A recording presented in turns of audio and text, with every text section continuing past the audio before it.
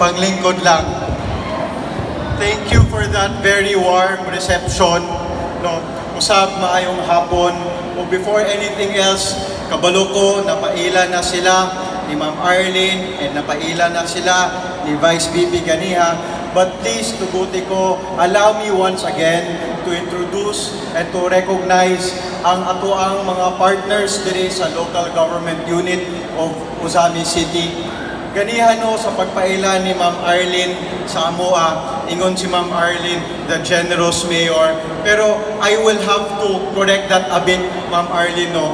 Because everything na mapaabot sa katawhan is not just because of yours truly as the mayor, but it's really also because of the strong backing and action sa atuang equally generous City Council, atuang pakpakan.